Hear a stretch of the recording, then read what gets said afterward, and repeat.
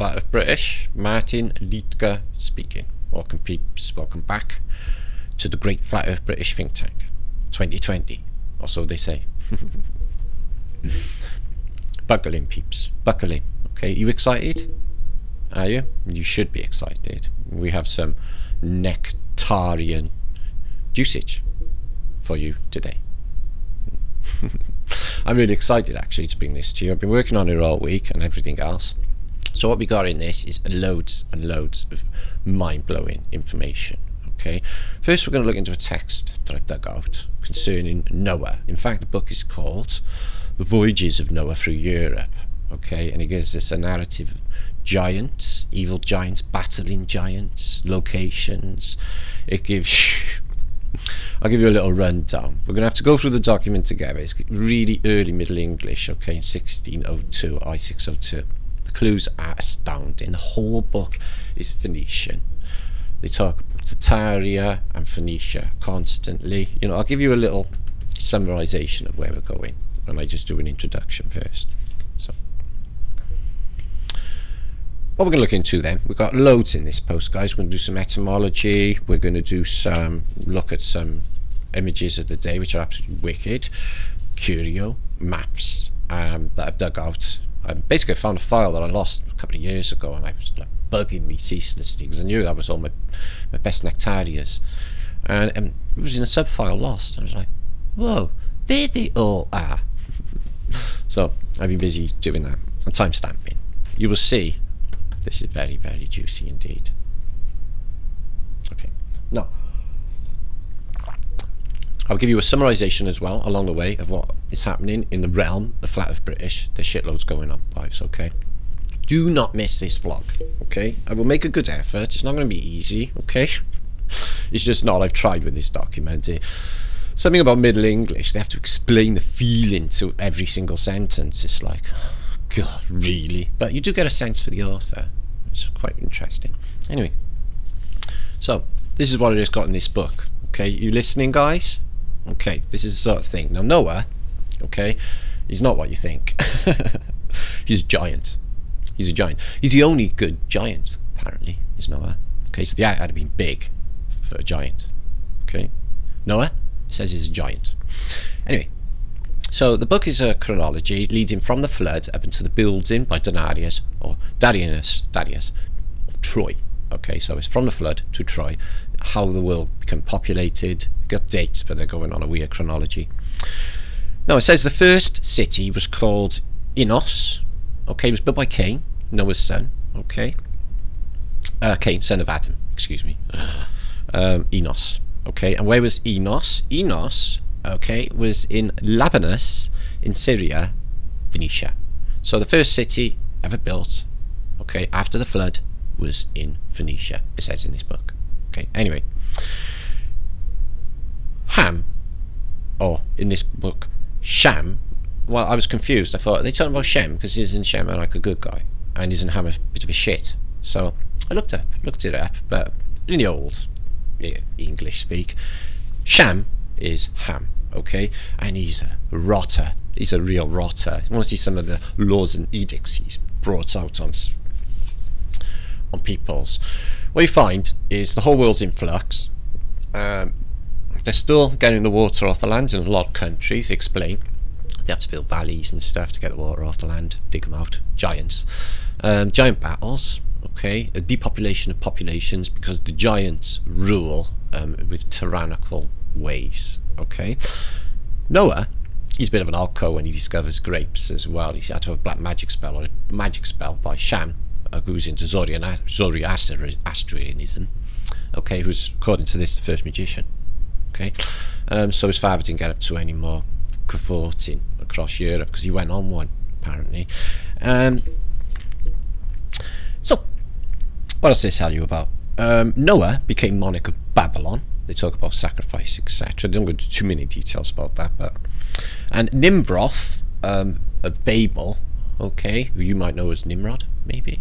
Okay, his name is Satan or Saturn for Satan. So Nimrod in this is Satan, and it gives you these like weird little verses after, and they're in Latin, and they're like little weird static verses. Anyway, It's just really confusing to me, some of this, guys. The characters in this you will all know. They've mixed in Chaldean, they've mixed in Epic of Gilgamesh. That's something I want to talk about. They're putting new roofs on these flats in my streets, okay, when there's nothing wrong with the roofs. The tiles are completely looking new, and they're ripping it all off. Yeah, they're just wasting fucking money with all them homeless people everywhere. Just waste money. Jobs for the boys. Anyway, so that's what's happening. Phonies and dragons. So it's loads about Phoenicians and dragons.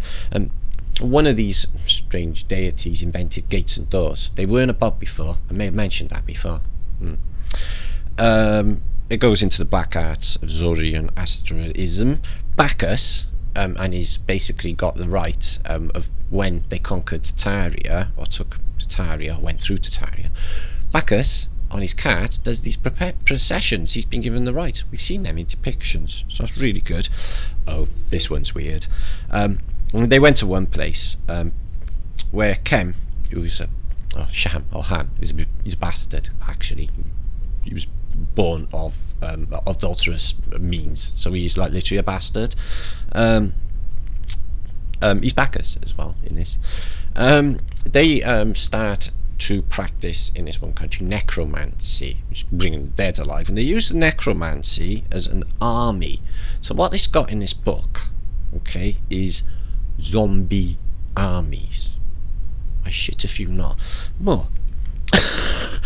Goes on about Osiris. Osiris is like the ruler at some stage of Tartaria. Oh yeah, the Egyptian who has his knob chopped off by his sister wife. Okay, and they talk about that in the Gyants, and basically they put him into pieces like the Egyptian narrative. So it's the Egyptian narrative, it's the Phoenicians, it's the Chaldeans, it's all of the flood myths, all in one, including Norse, including the Holy Bible and Genesis, all of it, all of the characters you will know. Okay, so it's very exciting. So I was really digging the zombie armies. I felt like wow. The Phoenicians doing trading ships, winning over everybody. Well, we know how this works. Juice. That's what we're going to be looking into. So share this out, and I will make an effort. We'll go through it together because it's a bugger to read, like I said. But I'll make an effort. Like I do. So here it is. What I'll do halfway through this, so you don't have to look at boring old print, is I'll show you some cool depictions of Noe stuff. Okay, so there's some stuff you don't know, guys, or you may not have known. We know now. So this book is the historical treatise of the travels of Noah into Europe, containing the first inhabitants and people thereof. So how this place became populated, who they appointed ruler of each place. So there's like Hercules, it's Prometheus, and it's all these characters, which is crazy. As also the best recapitulation of the kings, governors and rulers commanding the same, even until the first building of Troy by Dardanus or Dardanus. So that's what it is. It's from the flood to the building of Troy. Okay, but all of that Greco-Roman architecture, they talk about it all. Greece, everything. It's all of this is the Phoenicians. It's just the most amazing thing for what we know. I was reading and I was like, holy fuck, it's like the never-ending story. Everything we say just comes true. It's just, what? It's like, what? Not joking. So I'll make an effort to read a bit of it, okay, guys? Because there's a bit of whammies in the start. Now, Noah is called Noe, or Noe. Okay? Now, in the beginning, with, you notice the double V introduced at that time, with the genealogy of Dardanus, the first founder and erector of the city of Troy. It is a request that we take our cheeriest guide therein, first prince patriarch of this world, called Noe, surname Gallius. So I've given him a Roman name, and he's got a surname, it's called Gallius. It does change his surname a bit later on to Jesus. I think I've heard of him. Noe is Gallius. That's a galley, it's a ship. His name's no ship. He's supposed to be in an ark and his name's no ship. Following herein, most especially the chronicle of than the writer Beresos of the Chaldeans, who indeed are most according to the writings of holy works of Moses in the Old Testament, and much Chaldeans generally addicted themselves to letters, and to which they allured and pursued by Noah, showing that for the use of history. So he's after some history, and therein truth particulars about the creation of this world, until the very time wherein they lived. Noah himself learned, and then the print goes to shit. This happens a lot, so we lose a lot of text, but it goes into like the Chaldeans long before the time of Alexander the Great, but I go into them a bit later because it follows the chronology of how this place populated, bringing people in, etc. They've even got a race in Tartaria called the Aborigines. It's like, hang on, this is hundreds of years before the Aborigines. They're all in Australia, but they got the same name, but it's genus Aborigines, Jenny. So many clues in this. They talk a little bit about gold, okay, down in here, but I lost a lot of the text. Okay, they lived in a city called Enos, okay, which is the first city in the world. It was built by Cain, son of Adam, okay, and it was at the foot of a mountain called Enos, the land of Syria, which is in the particular province of Phoenicia. So dig this, guys. The first city after Noah's flood that was ever built was Phoenicia. You have any doubts who's in control? Not far from the famous city of Jerusalem, situated in the Holy Land. The city of Enos and many others thereabouts were inhabited and lived by the most deformed and fierce and terrible giants, who, by reason and their unmatchable strength, dominated with powerfulness, ruled and excuse me, I don't know what that is, all the people whereabouts their pleasure, committing many odious and ungodly acts, and living with the most delure and vicious life in engorging their luxurious appetites with adulterous and libidinous, I don't know what that is, confusion as void of shame and the Lord of nature and the fear of God. So the giants are running amok on humanity at this stage. In these times, many very learned astronomers and soothsayers gave prophetical divinations to the sudden approaching of destruction of the universal world, which they forewarn in precognitions that engraved, cut forth in pillars and marble and stony monuments. So dig this, they know something's coming because they got the information because it was cut in pillars, so that it survived another flood. This is where they got it from, a bit like the George Gallius stones, to signify there be unto the world their knowledge of such future fate happening accidents. Oh yeah. All this withstanding the hardened giants preferred their impious, oh god, it's so hard, despicable practices of tyranny, and oppose him without all measure, addicting themselves to finding out of weapons, shields, and other warlike accoutrements. Shields are not weapons, they are protective things, and so is it another type of shield, you know, electromagnetic shield? Just thinking. And the making of tents and pavilions and such expedient necessities for the field, wholly eluding all thoughts of any other alteration or change to ensue. So the giants are just bastards. The only good giant, Noe, so Noah's a giant, among all of the rest, feared God. He was obedient, and his laws for his family and household, okay, which was Titius, his wife. And then there was Shem, okay, who according to this is Sham. And Sham who is Ham. I know it's a bit confusing. I had to look it up myself. I thought, hang on a minute, because they keep talking about Shem in the most rotten terms in this, and like, I thought Shem was a good guy. So Shem is Ham, and Japhet, the children and their wives. Okay, Noah was instructed in modest and good manners and reverence of the fear of the sovereign creator. He therefore, as well by divine commandments, as by the sciences of astronomy, so he found out from looking up there what was going to happen, which he gathered overthrow the confusion of the world.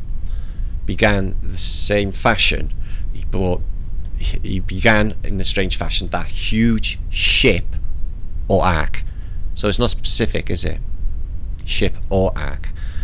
If you remember my vlogs from a little while back, we postulate that the ark could have been a pyramid ark, beaver ark technology, which so often read in the Holy Scriptures, and which is appointed from above by the means of salvation and preservation of the humankind. Noah, or Noe, foresaw this and general inundation and approach.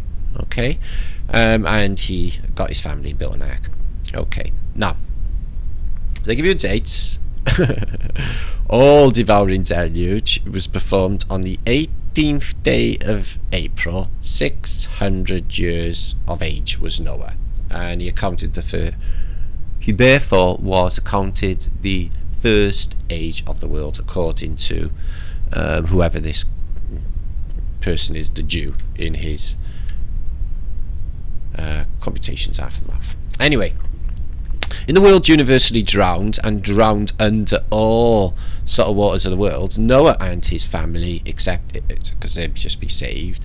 The end began again to sink back and retire into the earth, like what we said, the Phoenicians' watery wickedness. And Noah, his ark, resting on the top of a hill in Armenia, so that's modern-day Turkey, possibly by Lake Van. I got a feeling Lake Van is where the ark is supposed to be, possibly.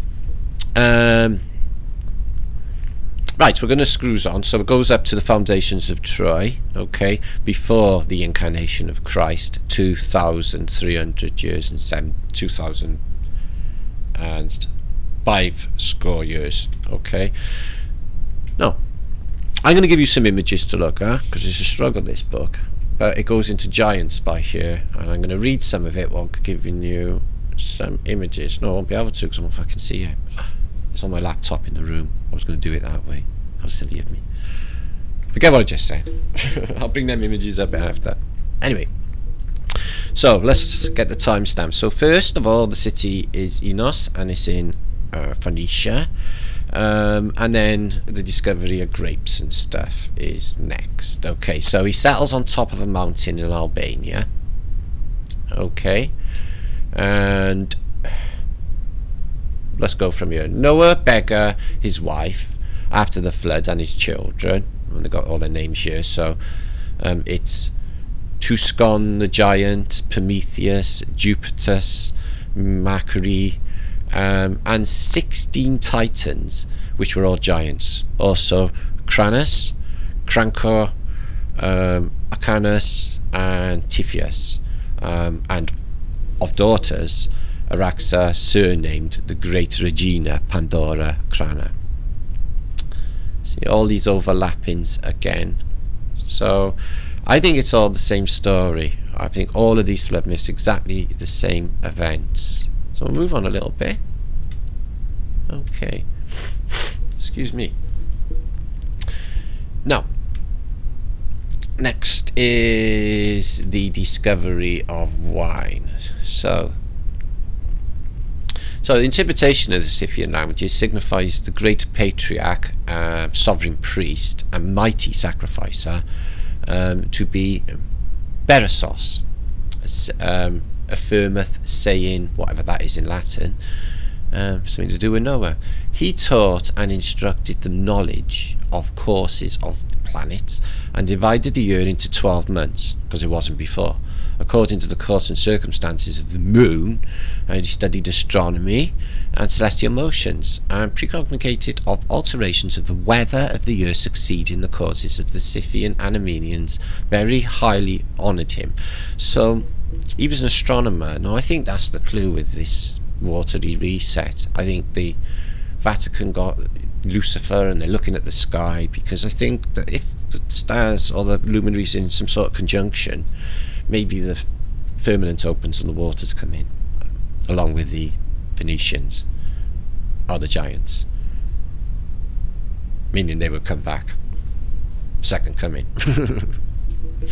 Anyway, that's just coming to my mind for some reason. Which we say the heaven and the sun. Actually, nowhere in this book ever do they mention any globes, by the way. Okay, so let's just move on a bit. Let's get into some. So he was extremely drunk. So basically he says about the Scythians who became Tartarians, signifies the giver of wine. So they're attributing Scythians to wine.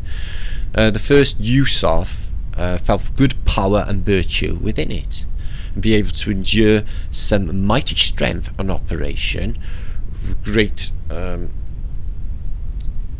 whereof he invited many friends, fell extremely drunk and overcome with fiercely sleepy manner with his guests. Okay, but let's see what happens with this now. His newfound drink. Among his sons, Noah, Sham, I think it's Ham, was the least of his favoured sons, so it is, who also had reason of his magic art, whereas in his great knowledge of Zoroastrianism, the holy gave himself into the incivility and rude behaviours, following his abominations and vices of those horrible giants after the flood. So Noah goes off on one drunk, so he cast a spell. He hated his own father for he saw himself left beloved of him, because he didn't love him, and he saw him laying drunk, using some charms and enchantments. He took now his revenge, and by this magic witched his father for those places of generation, and he was disabled him from any use of any women. So he gave him impotence. Ka-ching. Well, not really. You don't know. Noah's on one though, and he's a giant, so he's a bit of a shit as well. But apparently, he's got weird tendencies. Anyway, not what you think, is it? No. Who knew? So anyway, so he casts a spell on his father Noah, so he stops going on a piss. This Melchizedek turns up, okay, who is Sem, surname Melchizedek. We know this anyway, a lot of us, but you're going to see the same names repeated over and over again. Let me bring the page number up for timestamp 7. Now, in this, Rome was set up 800 years following the flood, so they're saying that all our architecture was built 700 years after Noah's flood. Okay, now it says here the flood of Tanis Tartaria and the river Nairus of Egypt, and to Sham shrewd all the rivers ensuing into Africa, and thence into Egypt, straight out of Gibraltar. Now, one thing it says in here for Mediterranean is Medi. It says Medi, M-E-D-I, middle, terranium. We know what terranium is, so it says middle of the terranium, Middle Earth. It's crazy. Anyway, oh, my neck just clicked. So passing through the Straits of Spain, so that's the Gibraltar Straits, and basically he voyages France and Italy, etc. Okay, and it tells you all about Tartaria as well. Tanis in Tartaria. Map. Read a little bit of this. Okay, you're gonna have the book to read yourself at your own leisure, but I have to skip through because there's quite a bit of it, you know. It gives you the ages of them and who rules Babylon and the whole narrative for the Phoenicians, and Noah is no exception. Okay guys, he's the good giant though, apparently, except if you keep him away from booze. But it looks like Noah did quite a bit of repopulating himself. Maybe that was part of his plan. After one of the 20th years, resuming from the written voyage, Noah began to divide kingdoms. Okay, also erect monarchies of the world. First was the monarchy of Babylon, of which Nimroth, the giant, the son and nephew of Zeus, was also the son of Sham. So the son of Ham, it says in here, was Nimroth, and he's also a giant. And he first established 130 years after the inundation. Okay, he was first called Saturn or Saturni, but it's Saturn, so it's Satan, king of Babylonians and Assyrians. So Satan is king of Babylon, Assyrians. No ship, Sherlock. He's also known as Campania, or also called Sennaar. He laid the foundations and erected the great tower and city of Babel. So it's Nimroth. It was a giant. Seems they're all giants, except the people who were terrorized by giants from the first world. Who knows how many there's been. So anyway, Tower of Babel, I'm wondering if we can establish what it was for, but because they built the highest of any mountains. Okay, and confusion of languages was given and left Nimroth after he lived peace for 56 years. So he had a bit of a peaceful spout. Now, so much information. Please bear with me, excuse me. Hope you're enjoying. It's a bit of a mind blow.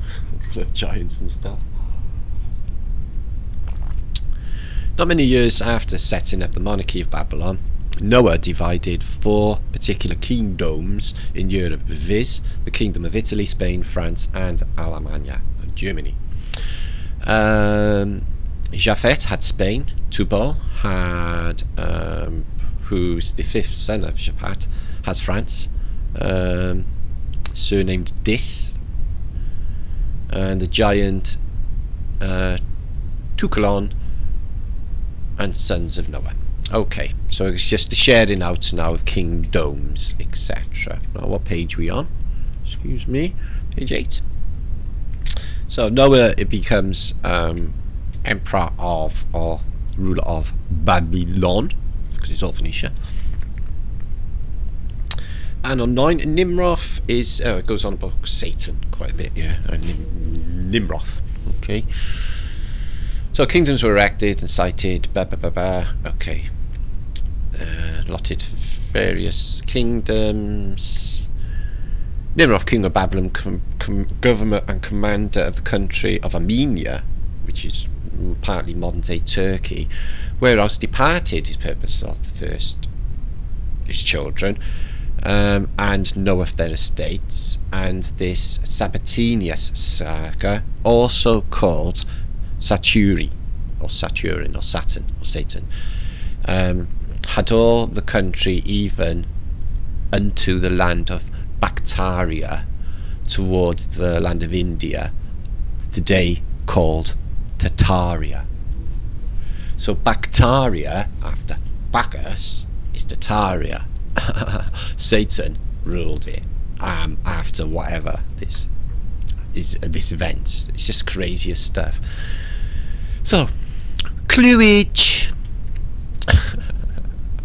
Next, okay, page 8. There's just so much in here, guys. It's just so much. I'm confused about the changes in Noah's name. It's almost like there's 2 Noahs. One Noe Gallius and one Noe Enos, or Enos for some fucking reason. There he is. Father Noe Ananias. Could be a separate person. Grandfather, no, it's him. Weird. So anyway, it goes into the Celts. Okay, and the murder of the Celts as well in here. All the Celts laid dead is what it says in here as well. So Giant Age was right. I'd love to be able to show you some images. Let me go grab my laptop. Probably a good idea. So what's next? Oh yeah, Saturnus and Janus, the two sides of a coin, okay, work together, apparently, okay, in this narrative. And these people called, or those people called Aborigines, well, that's like genus or genus, okay, and they occupy Africa, and they occupy Europe too. Okay, so yeah, they're pretty shit. Basically, they do an edict or a law. They pass law in this, whereas in Shem passes a law to the kingdoms that all men should have their wives, daughters, sisters, and anybody else. Anybody argues with them, and they just have it. So it was like the worst, you know, sort of existence for everybody under this ham dude. Okay, so some things don't change. The place is pretty shit now, isn't it? So Enos, or Enos, then taking upon himself the kingdom of Italy. So he rules Italy, Enos, okay, where he calls the people Aborigines. So he rules, commands peoples he's brought in, okay, called Aborigines to Italy. Okay, they also talk about Tuscany. Okay, place I'll be visiting rather soon. I've been there before. I'll talk about that later in this vlog. So, passage to Florence, Sardinia. Sardinia, there's a really annoying giant. They take him out, but unfortunately they have to depopulate the entire island to do so. So, reset it. But it's alright. They bring a new population in. Okay, so Noah caused to be inhabited by and made populous of those, and he erected cities, okay, sorry about the print, and Commonwealth. So he puts cities up, Noah, everywhere, and he brings in populations. Apparently he does it all himself, but apparently not, because his son sort of that.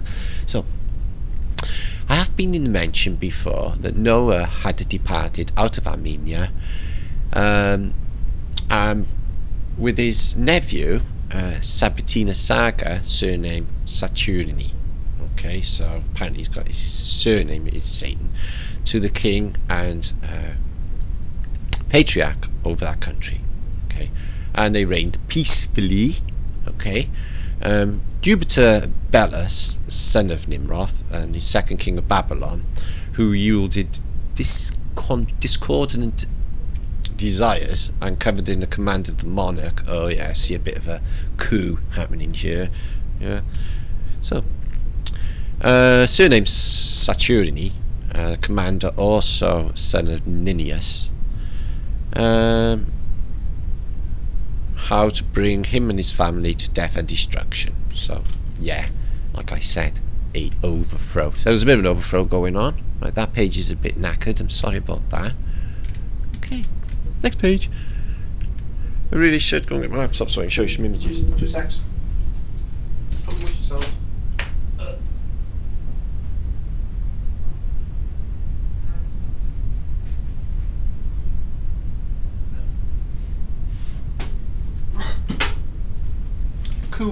QL.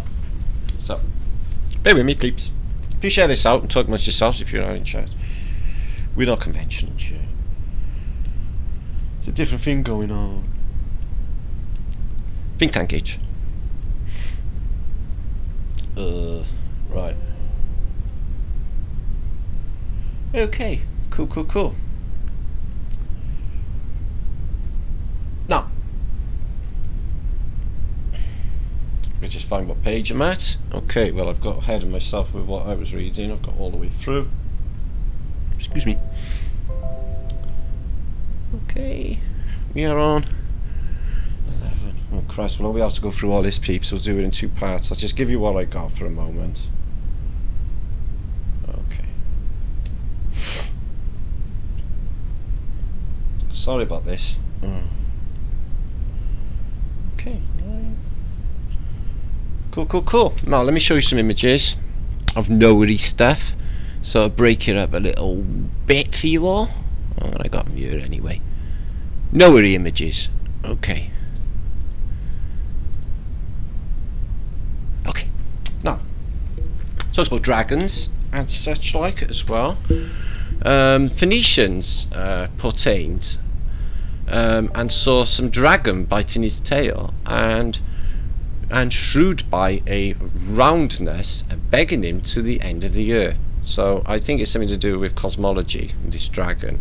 Anyway, it also says the ancients, this guy Saturnus or Satan, he invented gates and doors. Okay, apparently they weren't there before. Oh. Excuse me. Oh, they should be a bit bigger, them images, really. So let's move on.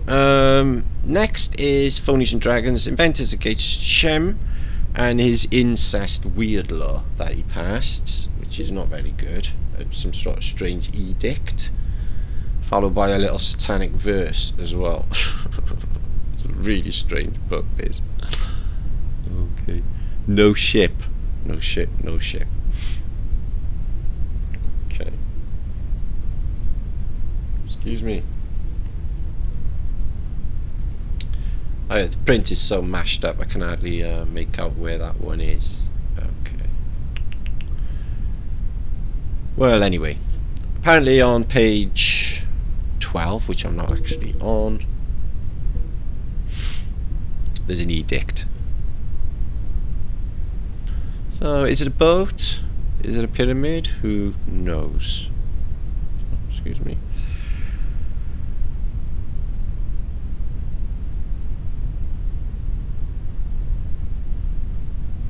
Alright, so Shem. Okay.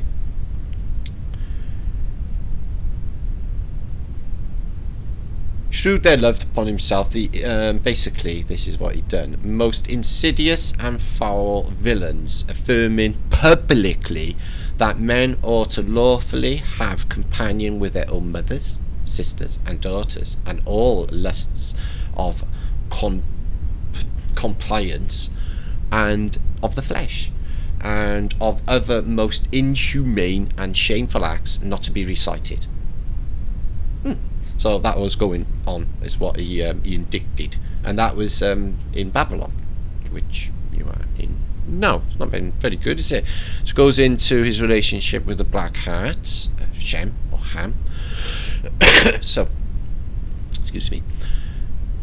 Instructed people, clean, contrary, infected youth of Italy, with all manners of impieties and incivility and corruptions and vices, pursuing them into addictions, into robbery, murder, and all profanities, and the study of the magic art. For reason of his own great skill therein, was surnamed Zoroastra, and the first inventor of practice of the valid and bionic learning and the use of these books and generally through the world. So basically it says here, it's not the first time I've read this, from letters presented from Grand Cam de Tartarian. So he's got them black arts and what have you from apparently Tartary. Now they give you some name designations in here, guys, saying like, you know, like Bacchus and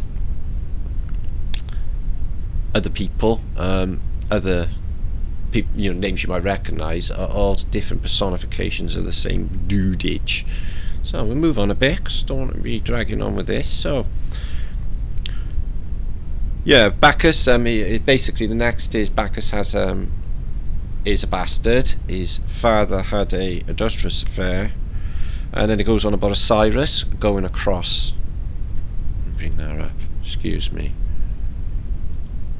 Osiris going to Tartaria.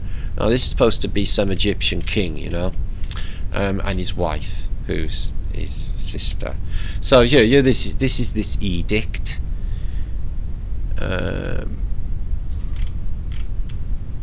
There. See, men ought to have company of mothers, sisters, and daughters. So Shem's a bit of a ham. It's a bit of a shit. What else we got in here? Okay, they talk about the power and of necromancy. Okay, so many writers affirm that Sham, the man singular in eugenic shape capacity, he found several liberal sciences, and he wrote books on of great worth. Among them, the cheeriest were necromancy, in which most parts of them were burned. So they burned before laid Ninus and Ninus. Some also say that in the world of his mother's womb, he came out of the world of his mother's womb laughing, in containance of which unforth things prognosticating or into the future no good. Sham, Typhon, the Gyants. So I'm not really getting the context of that. It's hard to read. Plus I'm like, as you may have noticed. So yeah, it goes on about Osiris. It's quite mind-blowing. I don't know why this Egyptian god he's gallivanting with his wife before she basically chops him up into little pieces. The Gyants separated out all over the world, and then they basically worship a golden member, a bit like James Bond. So you are. I'll give you some chronology of family. Okay, so you have Hercules, the great, Anubis, Macedon, where Macedonia comes from, Libus, Meon, Neptune, and Oris, and many others. Okay, but it goes into the life of Osiris, the royal scepter. Okay, which is just mind-blowing. Princesses of gods of Pan, Apollo, and Jupiter. But they also say later Jupiter, surname or other name Saturn is not Jupiter, but that's what it says. It's crazy. It goes about Alexander the Great. Crete, now called Candia. Okay, so we'll read of that about cruel giants. Okay, so this place Amathea, in which also ruled bloody and cruel giants, be clean extirpated, destroyed, and subdued a country in peaceful quietness and security by appointing their commander, one of their sons, called Macedon, who afterwards called the country by his own name, Macedonia. Okay, and the other famous conqueror, Alexander the Great. Okay. Parts of Scythia, now called Tartaria. So it goes on about it constantly. So it's all the way up to Darius. That's awkward, isn't it? Whom descended King Darius, first founded the building of Troy from Tartaria, the mightiest emperor Osiris, surnamed Jupiter, son of Hercules, now depended on a short space arriving in Hungary from came Alemannia, Germany, even unto the flood. So he comes out of Tartaria, Emperor Osiris, because he just gallivanted off across Tartaria. The famous rivers of Rhine and a country something populous made them stay residents, painfully instructed them to plant corn, plant vines, and build villages and cities. Also surname Apis. It's just too many clues. Like I said, I got to need to double revise, but the whole thing, you want to help me out with this, guys, I can't do it on my own. I got other stuff happening as well, as you're going to see. It's just the craziest book of all time. Wow. Excuse me.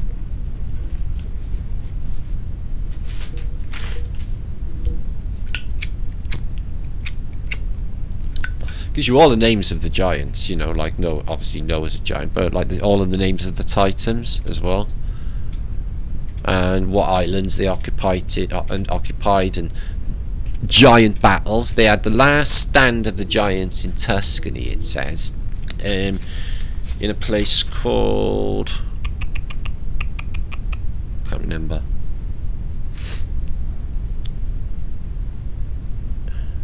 It's on page 28 anyway. So let's whiz through some. So yeah, I'm going to revise this later. It's only part 1 of you, but you know, Bacchus turns up everywhere, you know. So Bokaki say that he was also Serapis, and the ancient poets teamed him like wife Dionysus, Liber and Bacchus. So that's 3 personifications of the same entity, and they go into quite some details with that. They're all the same person. They give Bacchus the right to go in after they've sort of subdued a country, killed its cruel, murdering giants. So this is when she chops off, but chops him into little pieces. This is Isis chops her brother, who's a husband, into little pieces. Something to do with that weird edict that was going on. Anyway, thusly quietly seated in the kingdom of Egypt, his brother Typhon, the Egyptian, who was a villain with malice, followed humours of his father Sham, and now he's got the glory and fortune of the Emperor Osiris. Much fell into the present compliance of many other malicious giants and the death and destruction of him and his greatness, which was mostly tyranny prosecuted so far. And in the end, by subtle and crafty practices, he was trapped. And they got him. The rest of the giants cruelly murdered him, tore him to pieces, and his body was divided and shroomed out into fix of 20 pieces, wherein every giant had a share. So one of them had his knob or something, so it says. Anyway. Oh, his wife did. Anyway. So reward satisfaction is such that their bloody and victorious strategy, and afterwards the battle of his body, were found out. So the battle of body. I wanted that finger. Gathering together again means of his wife Isis, and buried with the right honour. So anyway, Osiris, the Egyptian, and Isis traipsing across Tartaria, all the same Egyptian narrative, but all in with the Christian Bible, the Greek mythology, goes on about the Celts. It's just, now it goes into details here of like basically Julius Caesar, and going into why it's like even put in with this narrative when this is all supposed to be Bronze Age. It's beyond me, but there you go. So we're on page, well, it goes on forever, so I'll take it up to page 20. I'm going to link it to you. I'm going to cover some more, otherwise this is going to be the longest vlog ever. So go back to that in a minute. Excuse me. So let's just have a look at these pictures of arkage that I've got from Lead Atlases. That's where I said or suggested, in fact British did, that it could be in an ark. This is the flood, all the water's coming from above, and they also deal in hydrostaticum, or it's basically the equilibrium, if you like. All ships do it when they sail, for stability, so it's buoyancy and density, etc. So they've gone all through hydrostaticum for the ark to see how much can be displaced, because they're going to stick a load of giants on there. And this is out of a Kirshner book. I'm going to show you said building the ark. I guess he might be a giant there compared to him and him. So they have to be a pretty big bloody ark. So this is Kirshner as well, and this is how big it's got to be. So I have seen some ideas. They said that Adam was in the ark as well, the body of Adam, who was also a giantage, and they took all loads of snakes with them for some reason. And there's the, excuse me, the floors where all the animals go in the test tubes, and the post-blood world, apparently Tartaria is in it. So we got Japhet, Sham and Sem. So Sham is who we're looking at in this narrative, and this is the Mediterranean, or Tartarian. So all this was inundated.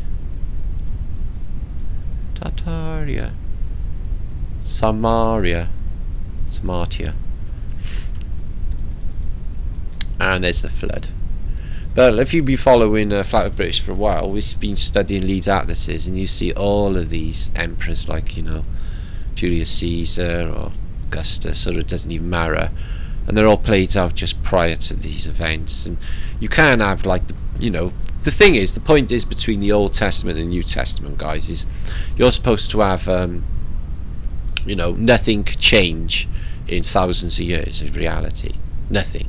You know, still holding a lamp, still same weapons, still same chariots, still same, you know, bullshit they're going down with religion and stuff, and they haven't shifted in 2,000 years. So this is in another Kirster. They're dealing with hydrostatics again for displacement, and they have some sort of galley there and the ark. Okay, I find it fascinating with the Tower of Babel that you know, it's in these old depictions and the old paintings. I got one behind me from Grail, and they're all like a super futuristic skyscraper from the 1920s or something, even futuristic for that, and fluting like Trump, you know, like they could be speakers or something, and it's coiled like a pyramid. All effort is to get this thing up. But you get the Greco-Romano architecture, look.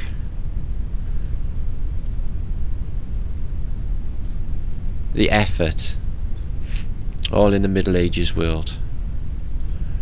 It's supposed to be, you know, Babylon, and in the Middle East, yeah, they got like deciduous trees, and your trees will lose their leaves in the winter, and these strange towers, background, pyramids, and everyone's from the Middle Ages. I would hazard a guess, I would say that all of this happened, the calendar was switched off pre-Renaissance, and later floods, like the flooding of Rome, etc. All tied into narratives, all one big event and its repercussions after. So it's very futuristic, isn't it? Antiquitect. Nineveh. Oh, that's Babylon. And this strange tower. It's a strange image, this is. It's almost as if they got like lightning going between two things here, going in. Zzz. And it's all like Greco-Romano architecture in there. Bronze Age, because nothing shifted. Okay. Two towers. And that is some sort of bunker system in Syria. And there you go again, from Kirster. They're trying to get out of the water. Above, into the sky. See above. So that's what I was looking at for you. Okay, we're going to do more about that, but it's just I want to get on. So first part of this is an unbelievable document that I found, 1602, which talks of Gyants, Tartaria, the Phoenicians, all of their names, all of the dates, and Noah and his voyages across Europe, how it was populated, with what laws, edicts, what insanity was going down, battles of giants, where their last stands were, and dates, like here. The flood, above writing, was 2,413 years before the incarnation of Lord Jesus Christ. So they give you dates, but it's going on Granagerian chronologies, I think, but not really if you don't know when the original text of this was. And you go into Typhon as well, the giant, and they're all related. See, certain Phoenician characters, Cazusus, Phoenicia into Greece. It's just all there, guys. I'd love to spend more time on this. I want to get back to it later. Okay, so enjoy. It will be linked, and I want to revise it again, as I've mentioned. Okay, this is another old book, sort of connected, and my suggestion is, first, when the flood happened and all of the world is inundated, where did the water go to? when you run off. Now that kills the globe stone dead, because obviously if the water's like running away, it can't run away anywhere on a globe, because that would be just nutty, wasn't it? So that's just gone. So the water went somewhere to seep underground. Well, we think there's a pivot system or something going on with the rising of the seabed and the dropping of the land is more likely. This is the fabric of the universe. I don't want to cover it all, but it says the science is lying, and it was written Architectural Mysticism and Myth by W.R. Liedtke in 1892 on sacred texts. And you have a lot of the original basically people who tell us of all of this, but in a very cool manner. Tales of the ages, long forgotten, now the legends of creation, once familiar to the children. Now, if we erase from our minds absolutely all the sciences and laborious spied out actual facts of the material universe and ask ourselves, what would have been our thoughts? Basically, if no one had told you it was a globe, would you have automatically have jumped to that conclusion? Because I tell you what, I wouldn't have. I would have gone with, what's about me? Occam's razor for me. First attempt to explain the image forth, the natural order. We may put ourselves in sympathy with notions that seem absurd. We may see the progress of science as merely the framing of destruction of one of these series of hypotheses that early cosmogonies are one in kind with the wildest generations of science. First appearances to frame a theory of explanation from phenomena to generalized law. So it goes into basically there's a sky above, okay, likened to the wonder of the sky, might of the sea, okay. So the Chaldean and the Phoenicians, okay, crystal, they believed the Phoenicians it was more like a revolving world tree, which is why you see the star trails, etc. And the Chaldeans also with a world tree, okay, and the Norse. But all of those narratives, all in that book, all in one place at one time. So the Earth is a flat plain surrounded by seas, and the sky forms a roof on which the sun and the moon and the stars travel. Polynesians, who thought, like so many others in the ancient world, the sky descended at the horizon and enclosed the Earth. Still called foreigners, heaven bursters, had broken through from another world outside. The sky is to most savages. So it's in the narrative that they broke through from the sea above, and I think it's the Phoenicians, and I think they come again. I think there's some sort of conjunction in the stars, that's why they're looking out for it. It's possibly not going nuts looking for comets. I think they're Phoenician tech. I think it's for when he's coming again.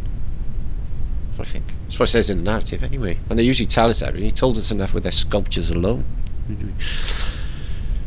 So there's a narrative for all different,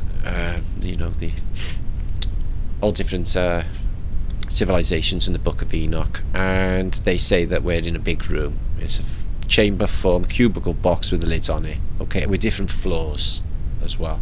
I think along those lines, I really do. Okay, goes into Mythgard. So it's a cool link. This is like obviously a summarized copy. I've got the older text. I think it's linked to my our Flat Earth British website. Okay, so so above the firmament is the oversea, and the rain falls through it in perforations and serves the floor of the upper regions, flowing down from the firmament. Okay, guys, so even there it says again, and you know, the first thing apparently which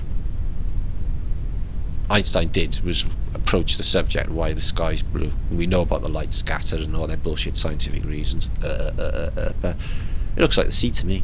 And plus the stars look like they're coming in through water when you photograph them, which I do. This is that book I just showed you pictures of. You can link through it yourself. It's the Ark of Noah by Kirschner again, and it gives you some crazy depictions, but it's all in Old Latin. So now maps to do with the flood. These are mind-blowing. and they're the best I've come across in a while. So it's like I just explained, the repopulation of the world. If you did the math from Noah, you know, how would you get to this point? Now it seems they made a cloth, very old, and it's about the universal deluge. It gives you all of the children of Noe, again, infants, Japhet and his offspring. Okay, and over here, Sem. Okay, and his chronology. And where is Ham on that? I do not know. So anyway, they haven't got Americas on there, but they have got all of this being Grand Tartary, post-flood, Canaan, Jupiter and Ammon. So yeah, it's a great little map, but there was clues in the later one. I thought, oh dear, what's going on here then?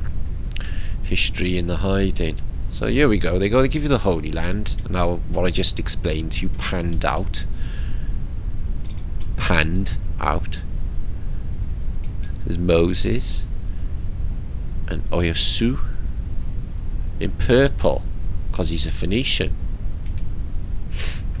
No. Anyway, so the land of Canaan. Okay, and it's the Phoenicians. Okay, Bethlehem, where Jesus born. Okay, it's in Phoenicia. Okay, and I found this very, very interesting. They give you like another, you know, looking west projection of the Holy Land. Okay, and they remove some stuff. So give you the tribes of Dan, Asher, and all the other tribes. And I thought, oh, that's just shit. That's missing from there. Mary de Sodom, Dead Sea. Egypt doesn't have any pyramids, just giant cities, all with Phoenician titles, with the polis, Diapolis, every one of them, all Phoenicia, just like their capitals. And Heliopolis. Now the next one of the Holy Land, Phoenicia, as you can see, the Phoenicians. And then you get down to this part, okay, right next to Jerusalem, and the entire bit is missing. I thought, alright, well, it's a cloth map, it's so old, it's a bit of time, but why right next to Jerusalem? I thought, might be something in there. So I thought, well, just one of those things, unless it happens twice. So they're removing all of that information out of there. Next to Phoenicia, Israel, and they do not want you to know what is in there. They've removed it. Somebody has deliberately ripped all this out, guys. You can see that, can't you? And it's, you know, on this one too. Same bloody place. They're removing the information right on the border of Israel and Phoenicia. Right on the border of Judah. Oh, at the time, Phoenicia.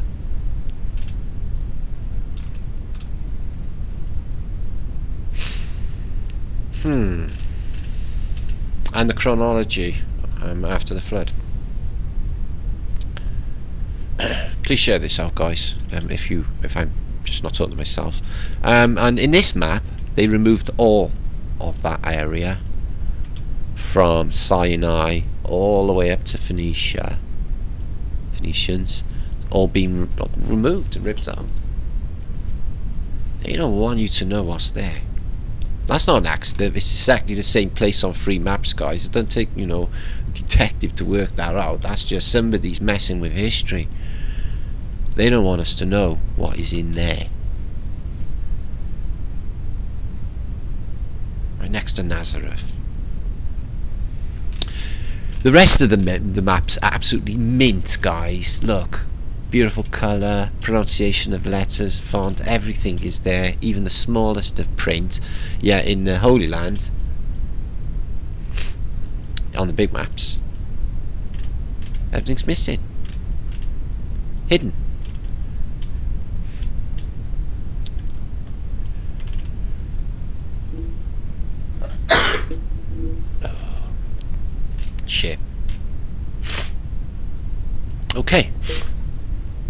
we move it on. Now, here's another map for you I thought was really intriguing. It's not connected with Phoenicia, etc. Well, I suppose it is. But lands that are taken out in the floods, I should imagine. You've got North Arctic Ocean and Northern Atlantic Ocean. So you got, excuse me, Denmark and the northern tip of Scotland. So this is the Hebrides, which they call the Muides. And then you got this giant again, Friesland, with giant cities. Look, Friesland is no longer there. Iceland is this tiny thing, so it's much bigger. And Estito land, which I've talked about many times, which is on all old maps, but not really in the modern day. Drogui, or Drogio, I suppose is what is America to be. This is that Iceland, possibly. So then what's that? Ikara, okay, that could be gone. That could be Iceland. It's a weird shape. What of this? So that's Greenland, is it? Alright then, well, it's all named. And then you get up to here and you got Crolandia. Now in my my atlases, some of my atlas, the Phantom Atlas, they talk about Crolandia being part of the Hyperborean. But look at this, churches, St. Thomas up there. All that way up north. It's not supposed to be there, all that, by the way. It's supposed to be like ice and stuff. Just either it's there or it's inundated. So, connected with the subject we were just talking about. Now, the Neo-Assyrian cylinder here shows an impression. Forget about the dates, but it's a Tiamat. It keeps coming up in conversation. Don't want to go into the narrative of Tiamat after what I just discussed with you. It'd be in there somewhere. It's the Babylonians. So it turns up. Oh, bugger.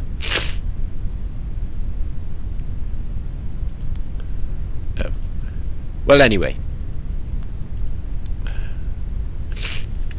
So Tiamat in the region of Babylon. Excuse me. Oh, for fuck's sake! I'm having a cow of a time with that today. Okay. But basically, he's riding a serpent. Okay. Several sources pop up depictions saying slaying of Tiamat. And look, he's got active fasces. He's holding tech as well. So it's exactly the same narrative. Also, Chaos Monster and the Sun God. Tuning forks. Fasces. Zzz. Which you get a lot of dragons and stuff still alive in this narrative with Noah and stuff. Oh, we do like that. Whew. But part 2's to come on the weekend. I'm going to put this up later today. It's Friday, and I'm going to come back. Hopefully my flatter day will be flatter day tomorrow or Sunday. But it will be the back of the weekend with loads more stuff to look forward to. Now, me. News about me before I go through all the rest. Flat Earth British, I've got a lot ongoing. I'm going to talk about that along the way. But me, I royally fucked up. I have seriously fucked up, people. I thought to myself that I could basically keep myself going and keep a roof over my head doing YouTube. But, like, I was fucking wrong. That is not the case at all. Okay, so I'm having a rethink over here. I can still do everything, but I've got to, like, basically survive, and I've got to keep a roof over my head. I'm already in arrears. Last month was the first month that I tried to keep, you know, make it work with YouTube, and I fucking stumbled at the first fucking hurdle. It's just not going to be possible.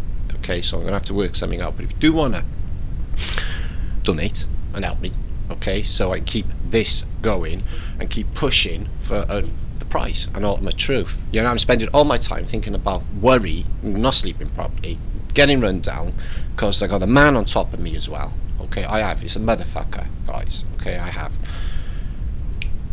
And fucking all of this. So yeah, even if, like, imagine if I had like $1 off all my people who viewed this video, I would fucking, my worries would be over. So that's me. I don't want to moan no more or go on, but that is my situation. I have to make this work. I'm looking at so much other ways of, you know, I'm want to open a business, try and make things just work, and it's not. But I am trying. Now, gifts. This was a book that was out 2 years ago, and it blew our heads off, but it's not a good narrative for the Phoenicians. for the Tartarians. So it's John Stryus. He's a moaning Dutchman, and he basically goes on a perilous and most unhappy voyage of John Stryus through Italy, Greece, Lifeland, Moscow, Muscovy, Media, Persia, East India, Japan, and other places in Europe and Asia. Remarkable observations, religions, customs, etc. And the whole world is in most disastrous calamities. So at this time of 1629, so literally 9 years after the inundation, or a little while after all the inundations of Rome and Holland, etc., that we know of, 1694, the whole world is in calamity. It's in the flux of a massive event, which is, because we're in survivor times, just got the history back on, because we are post-flood survivors. We are apocalyptic survivors. Apocalypse survivors. Latter half, last rose. You've got to do it again. Now, I'll link that book up, John Stryus. You will enjoy it. I promise you that. This book is as equally as cool as fuck. Okay. Contents of this book is very exciting. Okay. I try to get it linked to my website if I can. Our website, Clothed with the Sun. Okay, being the book of illuminations, and what it studies is the illumination of light and wisdom, where have be the man perceiveth heavenly services, which light is spirit of God within man, showing unto the things of God. 1912, and it goes into spirituality of quite some extent, prophecy of the deluge, the visions of Nebuchadnezzar, okay, prophecy at the end of time. And it just goes on and on. It's just absolutely brilliant. So prophecies of the flood are 30.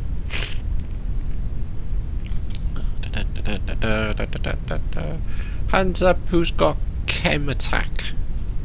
Whatever it is, I'm not going to say the word. So there are prophecies of the deluge. Okay. Eliphas Levi on magic.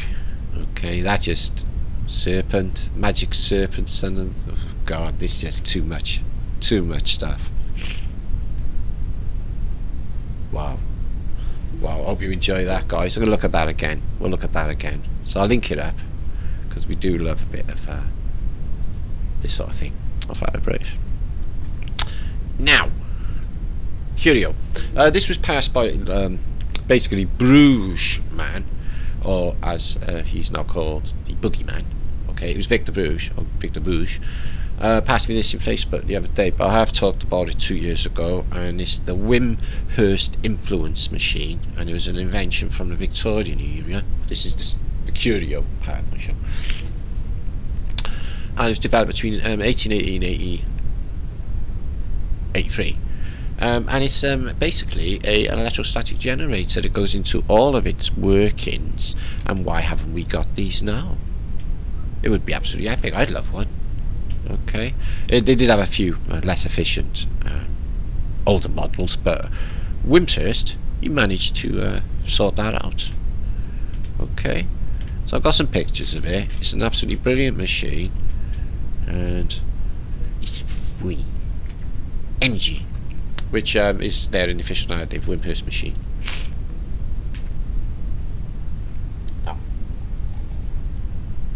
I always give you photographic collections, but I'm just going to whiz through these. These are pretty cool. This is of Poland, just because of their beauty. But I got some really cool pics of the day I'm going to go through. Okay, and we got loads more to talk about as well. We'll do some decodes.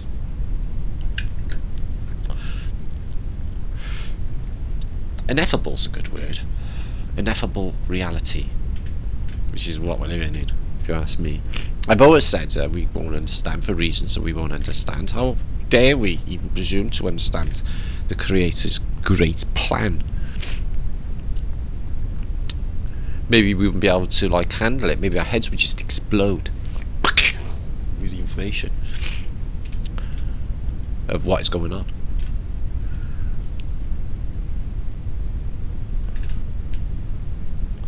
Yeah, I don't know. It looks like something to do with wheat. I don't know. Why are there windows all the way up there? There's floors in there then.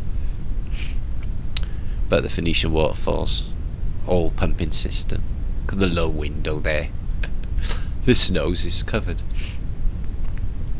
That's an old world one. The roof looked pretty good. Look better condition than ones they're ripping off out my street. Oh, I love that. Looks like half of it's missing though, doesn't it? Really low windows. Cut the foot off. Yeah, she's lovely. Yeah, it looked like a not a bad world back then. This is Poland as well. Some of them are going to Germany, etc. And give you collections. Link them all up, as I always do with cool books and stuff. Church machines. Not many people around, is there? They don't even look like they're there. They look added. These boys haven't got shadows. Nothing's got shadows. Study that a little bit more. Got vanilla skies. No skies ever in any of these photographies. Or maybe a little pillowy. That's nice. Okay, let's have a little look through.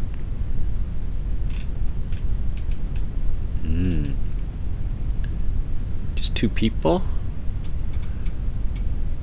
There's a little kid there up in the window.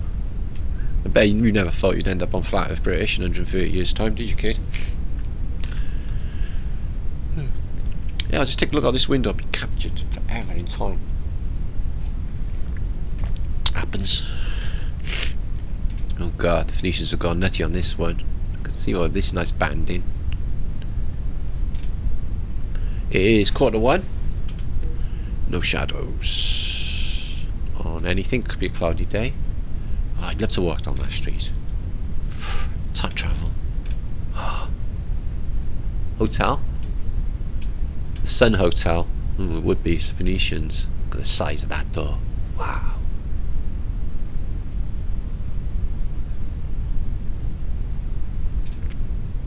Beautiful. So, the Sun Hotel. Excuse me, let's go through a few more. Please share this, all peeps. Let's get some peeps over. We have some fun in chat. We'll have a hangout together. What is the time? I'll have this up for later. Yeah, definitely. Whoa. You can see why they photographed that. You got the seashells, the domes.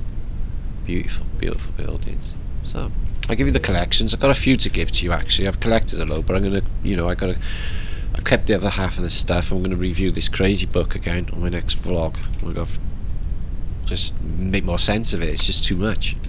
Every page is just mind-blowing, guys. Strange sort of added people. Something to do with the Benedictine monks. Oh, that's not mud flood affected at all, is it? Wow. That's definitely old world. Benedictum. Looks like they had a Hertz car rental building next door. Who knew?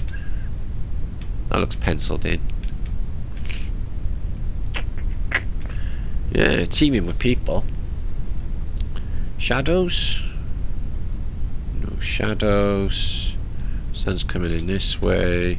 There's no shadow on this building either. There's no shadow on anything. There's no shadows on any of these pictures. Is that an electric light in there? Bloody well looks like. And here and here. Have they been highlighted?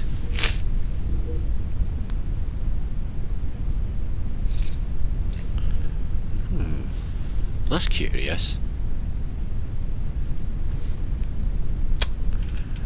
Okay.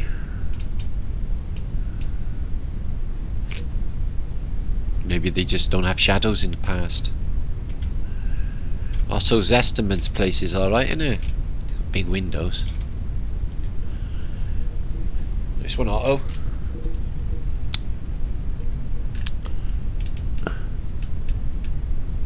Okay, let's move on. I'm a bit bored of these now. It's a bit weird, no electric lights though. Not like. Yeah, it must be really pretty in your world. No people again. A couple of people, same clothes, just hanging around. No one there. Big arches. see that world in my mind's eye now. It's pretty trippy.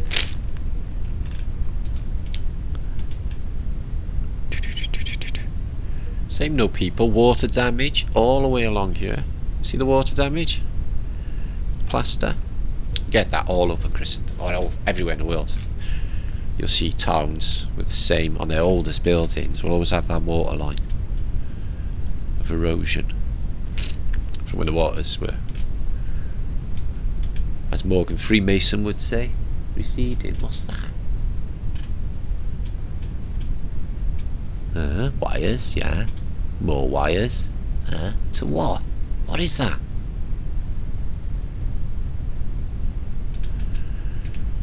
Oh, I don't know. Pretty good photos anyway. Discoverage. Right, moving on. It's a bit 2 hour vlog. Alright, they got a bit of telegraph going on and bunko booths. Right. Do some word etymology then. Got some help from different etymologists, James and One Love as well. Thank you, One Love, for all your decodes. Now, EM on the beginning of words, like electromagnetics, can be interpreted as IM. So the word imposter becomes EM post reset. Imposter, EM post reset. Like they're imposters. The word important, okay, EM port end. Or EM portent, bunko booths, port tent. Yeah, I know. So we got plenty of decodes coming through, guys. I've written loads down, but I can't seem to find them, so paper everywhere. Let's move on. Now these pictures are on my pics of the day, which I'll be going through in a minute. Just have a run through some more info. The book.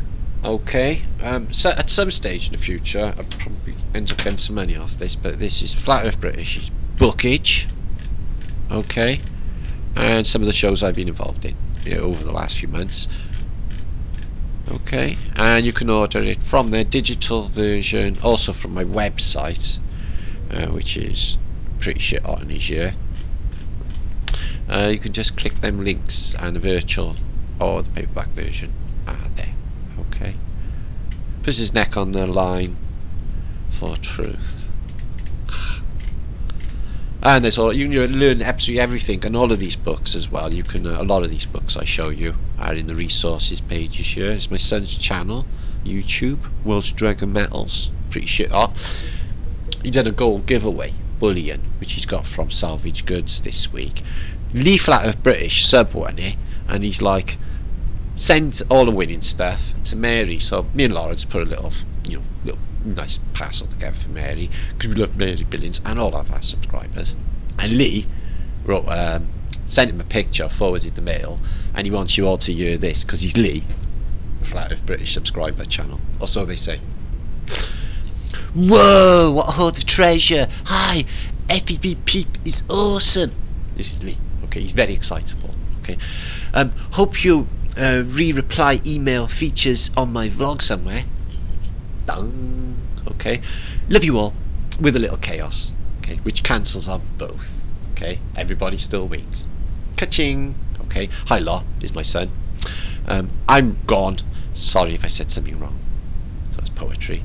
I can do parties, funerals, or bar mitzvahs. £100 an hour if time was real. Okay. He also works for £10 in weight of gold per day. Okay, if anyone wants to pay that. Okay, so you do whatever, drive a van, whatever. Philosophise all day in a van for you. I know. I guess that's me, Whoopi Lee. Okay. Hugs and round with pelvic separation. Thanks for that, Lee. That is so you. I also got a second channel. Okay, I've been putting videos out on there quite regularly when I'm doing other stuff. So basically, because I got like a hard drive here full of my videos, which none of you have seen apparently. So in one day, 3,500 of you watched this. The Crimean War, 1855, Tatter's Last Stand. It's spooky crime. It's spooky Sebastopol. Okay, you've been viewing that, and the comments have been great. A lot of you think that this is like made now. That was in 2018. We've been doing this information for quite some time now. Things have moved on. Okay. But thanks, it's brilliant, sir. You're watching my old stuff. I'll put loads more up on you. So this is dealing with the ark as well, this video. Beam of Make of Dams, where we prostrate that the ark could be the pyramid at Giza. Okay, so that's worth a watch as well if you want to watch that. No, images of the day coming back. We got this coming up. Okay, now there's other guests to be announced. I can't confirm it just yet, but apparently Saj, Maggie K Saj, is going to be going there, and he's also going to be red pilling Horny Willoughby, and the guy spent 10 years in a cellar with his glove puppet on. Oh yeah, Philip Schofield. So but they're having me on there now. But so yeah, this is happening. Okay, so obviously I'll confirm that on a later presentation. But apparently, so it's Dave Murphy. You may know him as allegedly Dave on YouTube. Space, the imaginary frontier. Okay, Matt Liedtke. I'm going to be doing all what I just talked about, updated, because there's loads, there's loads that nobody knows that have just come out in the last few months. Yeah, this thing's been just. So I'm going to splatter minds, Holy Grail of Flat Earth, and Albino Gallopini is doing basically the added 1,000 years chronology, and all the details are on there, and I'll put the link in the descriptions box for this. Phone numbers, price €50, blah blah blah, and some really cool names. It's gonna rock. The place is like paradise. Look at it. Phoenicia. So yeah, they got to get me out there. Okay, and that'll be end of next month. Okay, so images of the day, and then we're gonna look at some Starfort in Belgrade. Somebody sent me, or Bratislav sent me.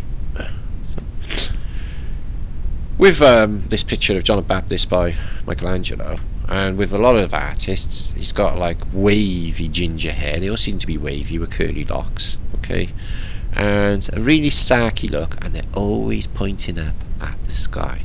Okay, well, what's happening up there? Huh? And what are you saying? And doesn't look really. It's not very masculine. There's something going on with that. But you know what they say.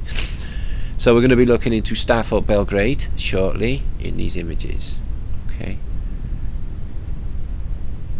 That's the Attack of Sebastopol from yesterday. Okay, we're going to look at some various images. The reason I pulled this up is because it's the Phoenicians.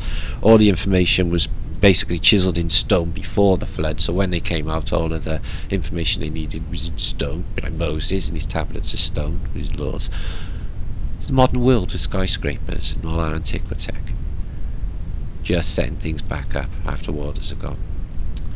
At that period we just spoke about, and they bring in religion, pious, myth, pride, whatever, all of their ways of thinking. Oh, Corona. So exposing at Mytha Corona Institute. The big fuck off crown. Yeah, that's pretty out there right now, isn't it? So I think they're just telling everyone, particularly, I mentioned it the last time, but I've had my son, for the last week, ill, like proper ill with fucking man flu. And so fucking, not that I've been ill ever, but been right. I've had a lot on my mind. Right. First step to liquidating a people is to erase its memory, destroy its books, its culture, its history. Then have someone write new books, manufacture a new culture, invent a new history. Before long, the nation will begin to forget what it is and what it was.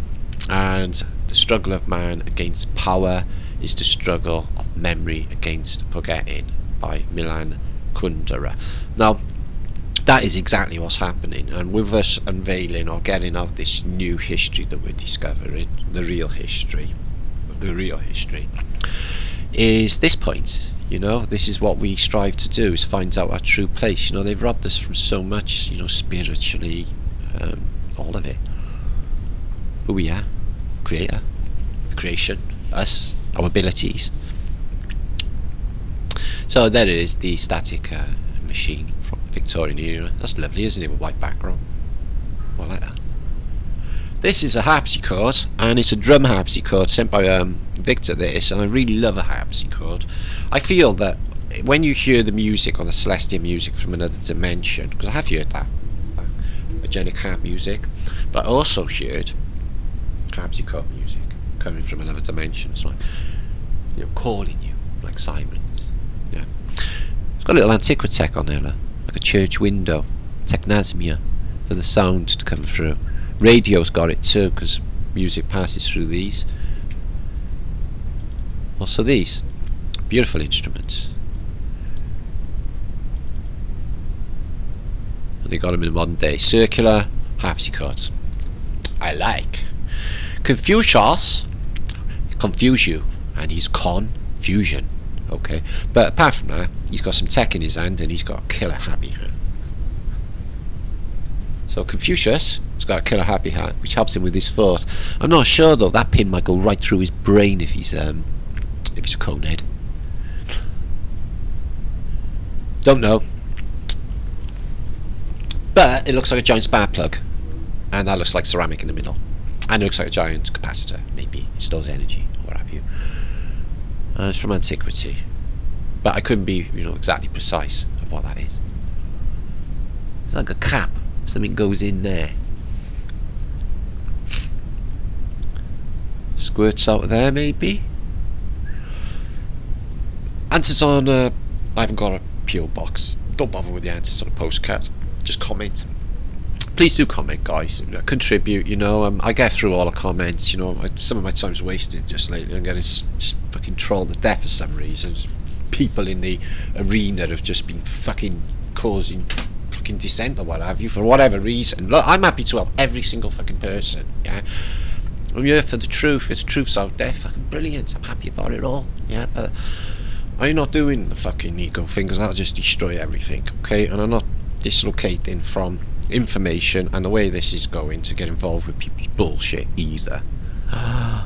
Wow, this is off Lee's photo drop. Is that a TV aerial? Mexico. It's all full of wires. Holy shit. That's off the photo drop. Nice one, Lee. Lee's done a photo drop. Things got sent in this morning. I think it's from Charlotte. Facebook. Of a flooded world, I suppose. But sundogs, multiple sundogs at the same time were depicted. So, atmospheric phenomena are definitely connected. This is the Crimean War, one of Fenton's set-up photographs, 1855 war, where they're all getting pissed, seem pretty relaxed. They don't even look like they're from that time. Something's really going on. Crimean War, all they got is a shack. He looks pretty tough. He looks like Michael Caine. I bet he's a personality. But again, it's just something really off with it all. And that was Sebastopol I talked about on my vlog, on my last vlog. Okay.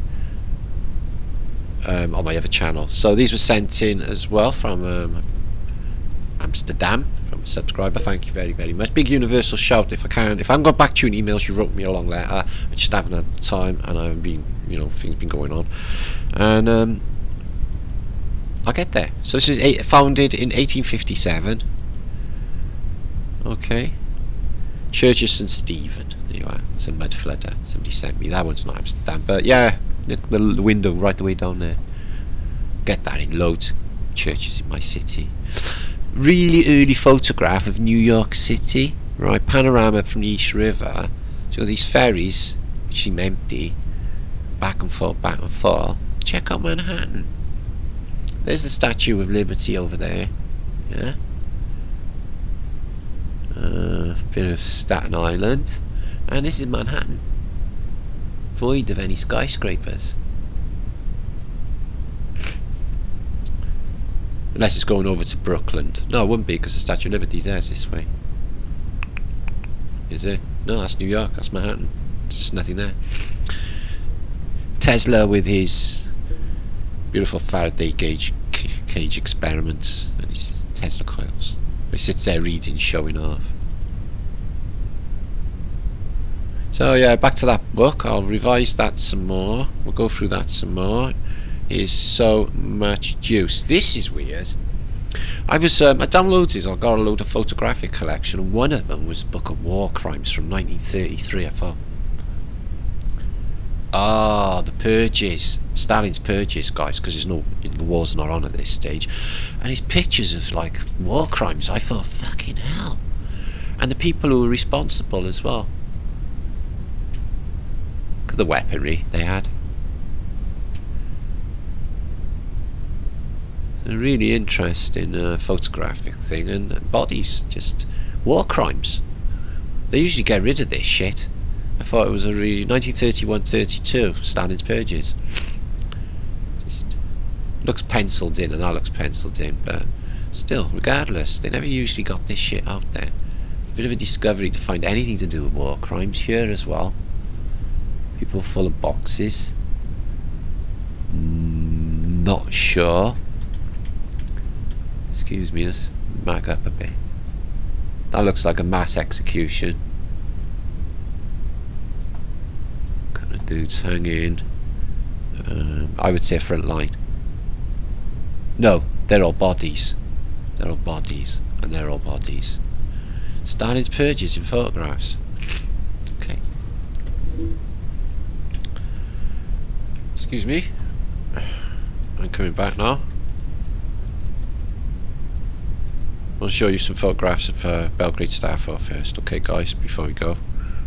I know this is a long video, but Belgrade's an unbelievable place, and it's Bel, and it's grade. An upgrade of Belgrade. You got a huge Starfort with satellite Starfort, Hedgehog Starfort. If you want to find out about Starforts, go to Colm Gimbly's channel. He's linked up on my website. He's the go-to man for all of this, you know, guys. I don't think anyone's looked into Starforts as much as that guy, really. He'll tell you anything about him, really. Check him out. All Colm. Irish dude. Look at that. And it's facing inland as well. You know, it's not defensive if they're coming over land and the sea's sheer, but the fractal nature of it. Wow. Thank you for these, Bratislav. And there it is, big entrenchments. Closer to the war, I should imagine. And there is, looks modern day. Not too much left, but an older castle inside. Have a look. Oh, an older castle. Not too much of the Starfortage. Oh, there. Wow. Holy cow. So I hope there's plenty in this blog to blow your minds. Yeah, our book has got me really excited. It was a really amazing read. It's difficult to relate to you. I make the best effort I can, but you can pick this up yourself and we'll go through it later. It's a book of Gyants, Phoenicians, Tartaria, all of the known suspects for a watery reset. Press Noah's a giant, and he's a bit of a boy. Okay, he goes drunk. He's had black magic done on him, so don't do it no more. Okay? Okay. Check it out. That's the whole thing. Something special about that place, isn't there? That's that castle again. And here's the Starfort. It's more pronounced in the air.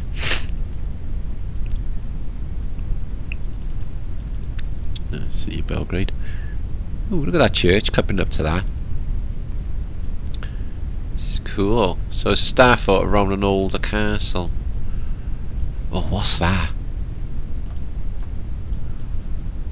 Old church. And there's a city. Pretty shit art. Why?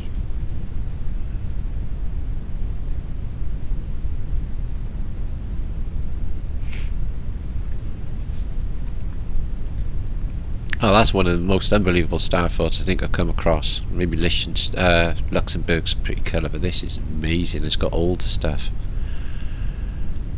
Looks like a British castle. Welsh castle. Fractals. Super futuristic. Phoenician tech. Cool. Nice little tartar building in there. Wow. I gotta see a starfall one day. There it is from the coast, on a river. I don't know if that's the Danube. So.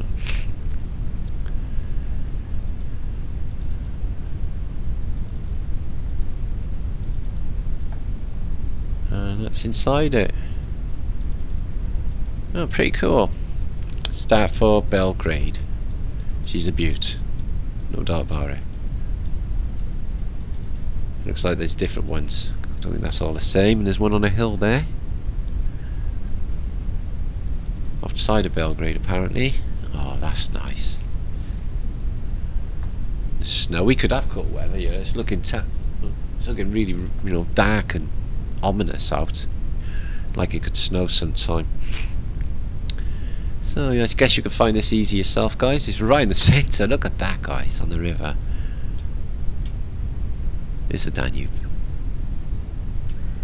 Pretty amazing stuff. So I'm coming back when I recap now. I'll be talking forever. Rouge. Oh yeah. Alright, what's happening?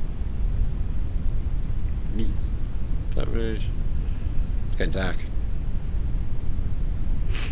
I never do daytime vlogs.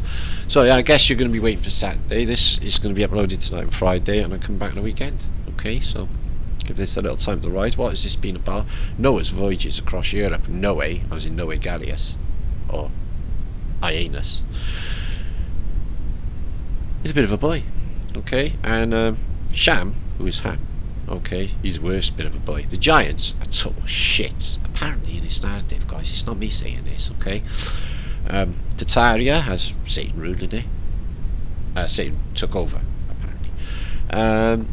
Yeah, there's so many clues in this. I can't even believe how many clues are in this book. Because certainly, you know, what we've been talking about. So it's all Phoenicia, water reset, and the world being populated after a reset, thanks to Noah, who lives 800 odd years. So, more decodes. It says in this book, Majesties. Majesties is M-A, it has an apostrophe, and Gestes. Jesters. Majesters. Jesters. Like imposters. Jesters. You know what jesters are, don't you? Yeah, exactly. So I hope you enjoyed that. It's a bit of an effort, okay, and I will be back this weekend with more juices. We looked at star footage, we looked at some cool maps that have been altered through history, some pictures, some photos, some shouts. I'm glad Mary's happy, I'm glad everyone's happy. Okay, anyone need me, martinleaker7@gmail.com. Don't forget to try and be kind and help me. Don't ask for much. Okay, I'm in the shit. Okay, I got mad. My ass bad. And I want to bring Truth out. So, convention. Okay, I'll get there. Even got to walk here. And that will be in end of next month. Come. Also, I've been asked as well for another convention in Birmingham. I'm waiting for confirmation on our Truth Juice. I know them guys, so I might go there, do that as well. That's next month, or April, in Birmingham. Okay, and if I do, I'll give you a lot of shouts, tell you all beforehand, and then hopefully a load of flat earth British peeps can come and hang out. Because we're going to have a few meetups. Okay, I'm going to meet a fuckload of you this year. Okay? Okay, I'm going to get out there. Spring's coming, daffodils are coming. Unfortunately, the roofers will all squash all the beautiful daffodils outside. Flat. Well, they're flat. Be good. Okay? Peace and love. Ooh. I almost pressed live stream there.